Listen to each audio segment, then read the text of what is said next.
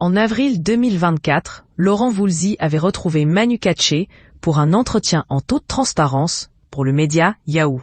L'occasion pour l'artiste de 76 ans de revenir sur les épisodes marquants de sa vie, à commencer par le racisme qu'il a subi dans son enfance.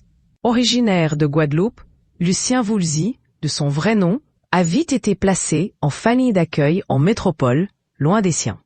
Dans la famille de ma mère, qui était une petite bourgeoisie en Guadeloupe, ils se sont dit « Tu ne peux pas avoir un bébé ici sans être marié ». Donc ils lui ont trouvé un petit appartement à Paris, où j'ai été élevée par elle pendant 2-3 ans. Puis elle a fait de la danse et elle a commencé à faire des tournées, et moi pendant ce temps-là, j'étais en nourrice, a-t-il d'abord expliqué. Et l'interprète de recollection, alors installé à Pavillon-sous-Bois, de planter le décor.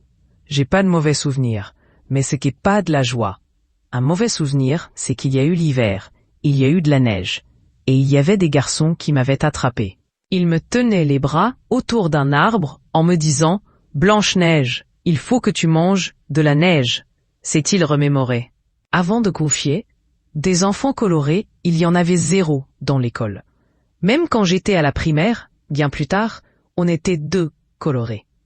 Un racisme ambiant que l'acolyte d'Alain Souchon a continué de subir à l'adolescence. Je me rappelle, j'allais le matin en métro. Je m'asseyais jamais dans le métro parce qu'un jour, j'avais eu une réflexion dans un bus d'une bonne femme qui m'avait dit « Vous prenez notre place ». Donc je me suis levée et plus jamais je me suis assis dans le métro pour ne pas prendre la place d'un blanc, a-t-il détaillé. Avant de raconter, un voisin dans mon immeuble quand je descendais les poubelles, j'avais 10 ans, il disait « Tiens, il y a les nègres qui descendent leurs poubelles ». Des mots que Laurent Voulzy, dont le dernier album Belém date déjà de 2017, a soigné en se rendant tardivement en Guadeloupe. Je pars tout seul et je me rends dans la ville de Sainte-Anne, j'avais 35 ans. Tous les sarcasmes que j'avais reçus en métropole me sont revenus. Je me suis dit que tous les gens, ici, avaient minimum ma couleur, sinon ils sont plus foncés. Jamais je n'aurais subi ça ici, a-t-il finalement